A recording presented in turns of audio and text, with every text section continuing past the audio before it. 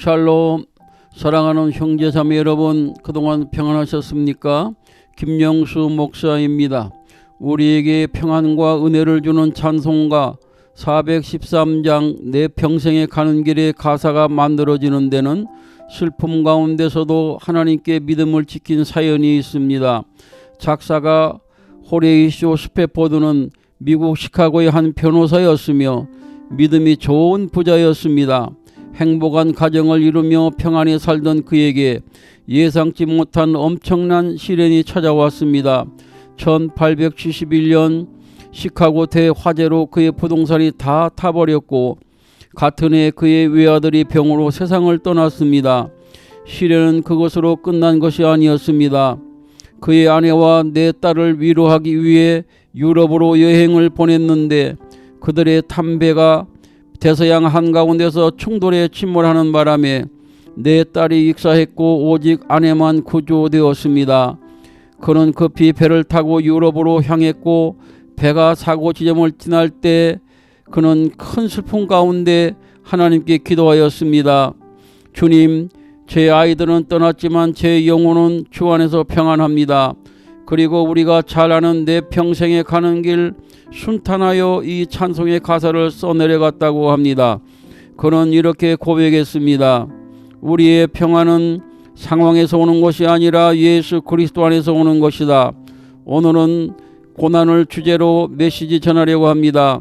먼저 희망구 하겠습니다. 희망을 가지세요.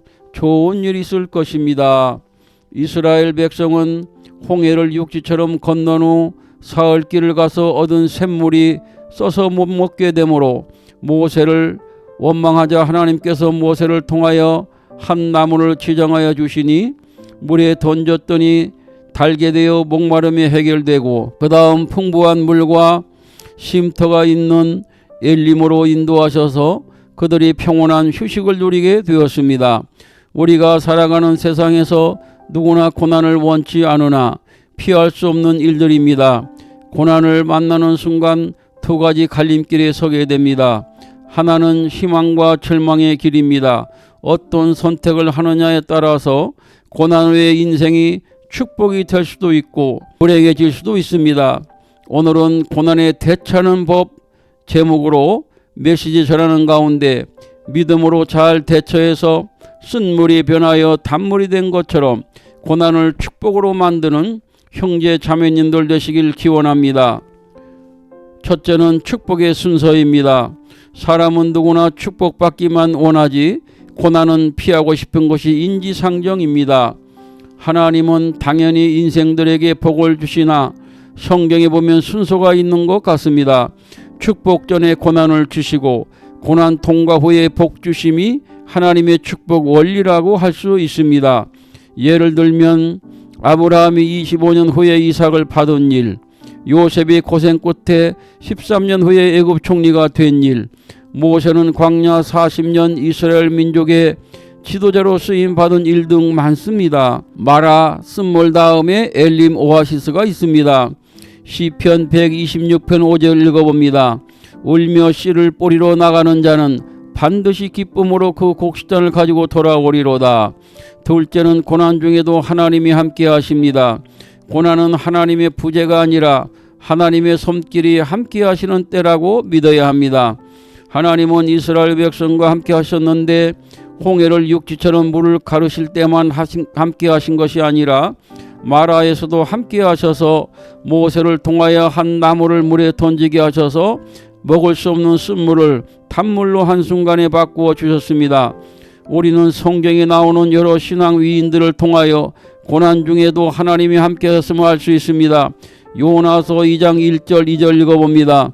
요나가 물고기 뱃속에서 그의 하나님 여호와께 기도하여 이르되 내가 받는 고난으로 말미암아 여호와께 불러아뢰었더니 주께서 내게 대답하셨고 내가 스올의 뱃속에서 부르짖었더니 주께서 내 음성을 들었나이다 라고 하여 캄캄하고 생존하기 어려운 큰 물고기 뱃속에서도 하나님은 요나와 함께 하셨음을 알 수 있고 다니엘은 기도하는 것 때문에 억울하게 사자굴에 던져졌지만 하나님께서 천사를 보내어 사자들의 입을 막아서 다니엘을 지켜주셨습니다. 하나님은 고난 중에 부재가 아니라 고난 속의 동행을 약속하셨습니다. 이사야서 43장 2절 읽어봅니다. 네가 물 가운데로 지날 때 내가 너와 함께 할 것이라.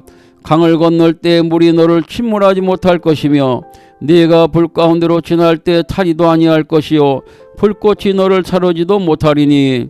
셋째, 하나님은 고난을 통하여 성도의 믿음을 순금처럼 만드십니다. 고난은 하나님의 침묵의 시간이 아니라 하나님의 작품을 만드는 시간입니다.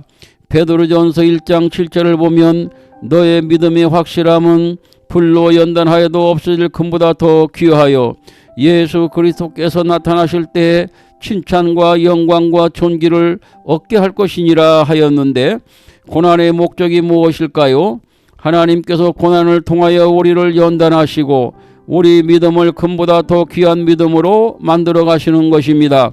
고난은 성도가 미워서 고통을 주시는 벌이 아니라 오히려 사랑하셔서 금을 불로 재련하여 불순물을 제거하고 순금을 만들듯이 세상의 헛된 부귀영화, 교만, 음란, 거짓 등을 제거하고 진실한 믿음만 남기게 하는 과정인 것입니다.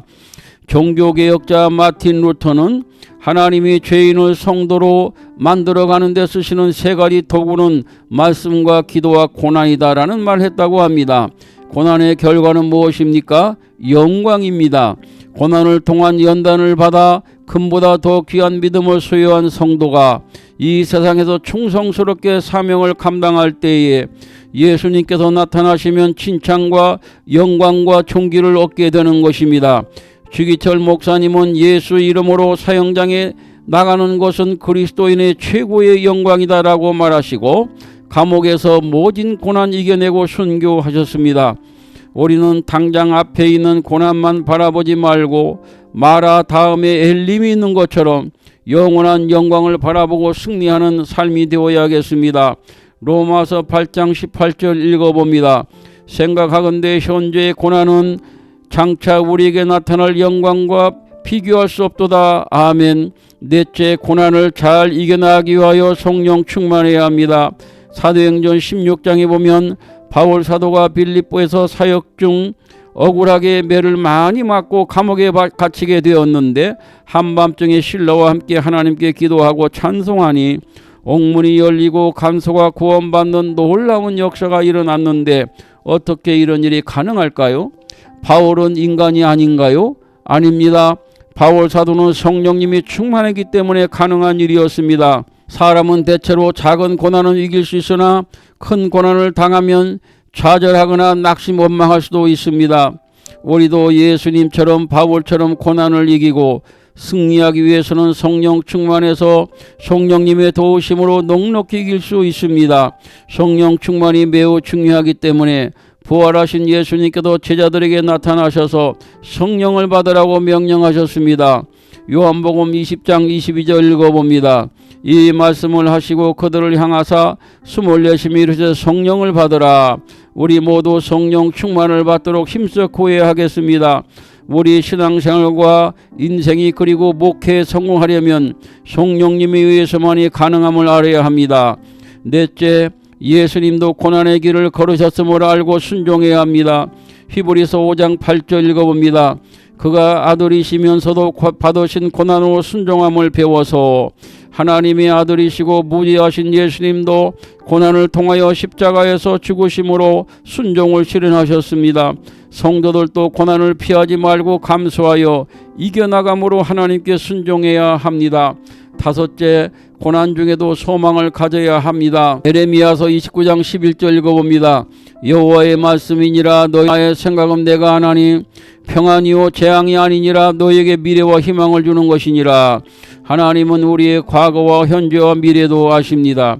이스라엘 백성이 바벨론의 나라가 망하여 포로로 끌려갈 때는 재앙으로 알았지만 하나님은 그들을 완전히 버리신 것이 아니라 징계가 끝나면 다시 회복시켜 고국에 귀환하게 해주신다는 것입니다. 하나님은 우리에게 절망을 주시는 것이 아니라 소망을 주시는 자비로우신 아버지이십니다.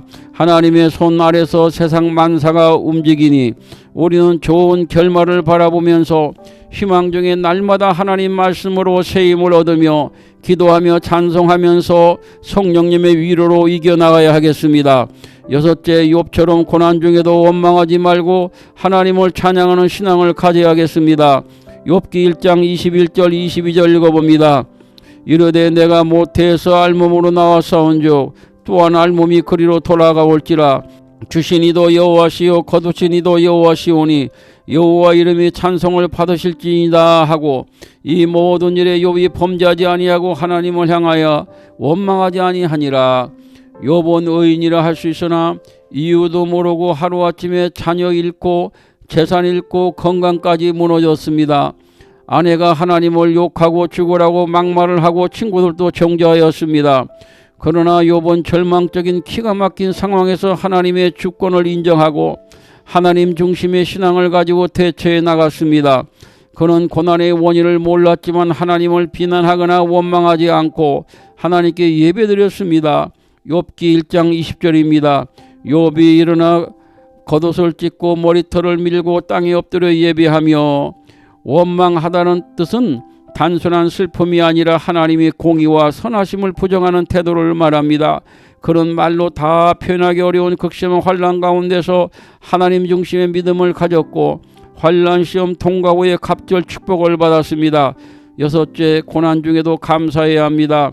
다니엘서 6장 10절 읽어봅니다. 다니엘이 조서의 왕의 도장이 찍힌 것을 알고도 자기 집에 돌아가서는 윗방에 올라가 예루살렘으로 향한 창문을 열고 전에 하던 대로 하루 3번씩 무릎을 꿇고 기도하며 그의 하나님께 감사하였더라. 다니엘의 훌륭한 신앙을 알 수 있습니다. 그는 기도하면 죽이는 법이 공포되어 생명의 위태로움을 알고도 평소에 하루 3번씩 하던 기도 습관대로 그것도 창문을 열고 기도하며 감사했습니다. 감사는 상황에 따라 하는 것이 아니요 문제없는 사람이 아니라 하나님 때문에 하는 것이요 믿음을 가진 사람이 할 수 있습니다. 사람이 병탄할 때는 하나님께서 주신 축복을 당연한 것으로 여기고 감사할 줄 모릅니다. 일곱째, 고난 중에는 하나님께 자신의 괴로움을 아뢰고 부르짖는 간절한 기도를 해야 합니다. 물이 없어져 봐야 물의 소중함을 알고 질병으로 고통을 당해보아야 지금 건강하다는 사실 하나만으로도 하나님께 감사드리는 것입니다. 영국의 유명한 설교가였던 스펄전 목사님은 이렇게 말했습니다. 우리 신자들의 생활이 항상 풍족하고 또 막히는 데가 없이 고난 없는 생활을 한다고 한다면 하나님의 참된 은혜와 위안을 절반도 모르고 사는 생활을 하는 것이다. 우리가 고난을 모르고 신앙이 나태해지며 살 때 하나님께서는 고난을 통하여 모든 것이 하나님 은혜요 광야의 이스라엘 백성처럼 하나님의 보호와 도우심이 없이는 단 하루도 살 수 없음을 깨닫게 하십니다. 데살로니가전서 5장 18절 읽어봅니다. 범사에 감사하라. 이것이 그리스도 예수 안에서 너희를 향하신 하나님의 뜻이니라. 고난을 통하여 감사를 깨닫게 되어 작은 일에도 감사는 참된 성도가 되어야 하겠습니다. 일곱째, 고난 중에는 간절한 기도, 부르짖는 기도를 해야 합니다. 시편 34편 15절 16절 읽어봅니다. 의인이 부르짖음에 여호와께 들으시고 그들의 환난에서 건지셨도다. 여호와는 마음이 상한 자를 가까이 하시고 중심으로 통회하는 자를 구원하시는도다. 부르짖는 기도는 어떤 기도입니까? 위기, 낙심, 절망 속에서 간절하고 강하게 하나님의 도움을 간청하는 기도입니다. 예수님이 겟세마네 기도를 통하여 할 수 있습니다. 예수님은 십자가의 고난에 지나가기를 기도하셨습니다. 예수님은 두려움과 고통을 숨기지 않고 하나님 아버지께 솔직하게 아뢰었습니다. 우리도 고난 가운데서 나의 어려움을 하나님께 솔직하게 아뢰어야 합니다. 또한 예수님은 피땀 흘린 기도하셨습니다. 누가복음 22장 44절 읽어봅니다.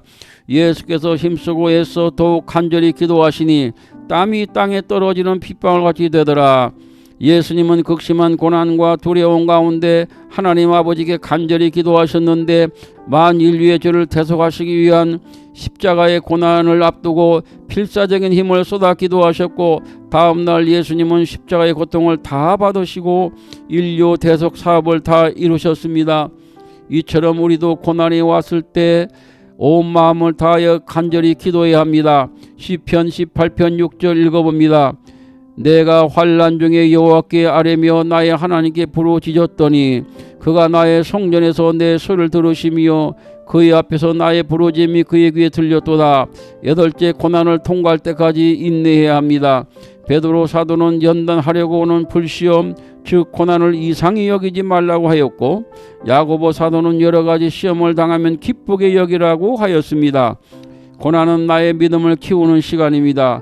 고난은 우리를 인내하게 만들고, 인내는 하나님의 뜻을 완성하게 합니다. 히브리서는 성도의 인내에 대하여 강조하고 있습니다. 히브리 10장 36절 읽어봅니다. 너희에게 인내가 필요하면 너희가 하나님의 뜻을 행한 후에 약속하신 것을 받기 위함이라. 인내는 하나님의 약속을 이루어가는 과정이며 끝까지 믿음을 지키는 자가 하나님의 뜻을 완성하고 약속하신 영광과 축복을 받게 되는 것입니다. 기독교에서 인내는 믿음을 성숙하게 하고 죄를 이기게 하고 고난 속에서 소망을 붙들게 하고 하나님의 약속을 받게 하는 영적 능력입니다. 성령의 9가지 열매 중 하나입니다. 인내하는 사람은 하나님을 바라보는 사람이요 쉽게 화내지 않고 나를 희생함으로 상대를 품어주며 공동체를 평안하게 하는 사람입니다. 인내는 고난 속에서 낙심 절망하지 않도록 붙들어주며, 성도는 고난을 보며 사는 사람이 아니라 하나님을 바라보며 소망을 가지고 인내하는 자이며 복 있는 사람입니다. 야고보서 5장 11절 읽어봅니다. 보라, 인내하는 자를 우리가 복되다 하나니 너희가 욥의 인내를 들었고 주께서 주신 결말을 보았거니와 주는 가장 자비하시고 긍휼히 여기는 이시니라. 인내가 중요하므로 인내에 대한 뜻을 더 자세히 알기 위하여 원어의 뜻을 알아보고자 합니다. 히브리어로 이레크 아파임은 노하기를 더디함, 오래 참음의 뜻이 있으며 하나님을 바라보며 하나님의 인내를 묘사할 때 사용됩니다.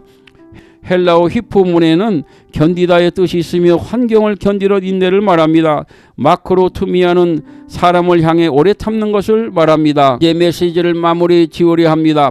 우리는 고난을 통하여 믿음이 성숙하고 강한 용사가 되고 인내를 길러서 하나님께도 충성하는 믿음의 용사들이 되어야 할 것입니다.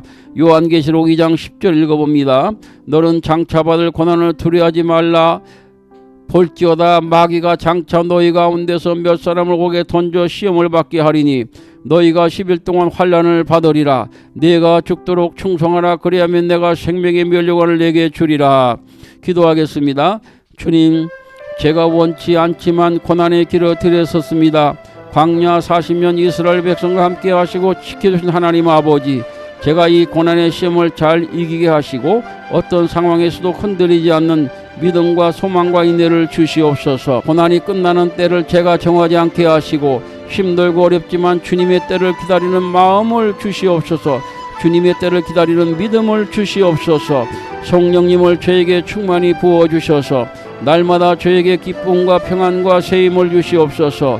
그리하여 욥처럼 인정받고 큰 축복받게 하옵소서. 예수님의 존귀하신 이름으로 기도드렸습니다. 아멘.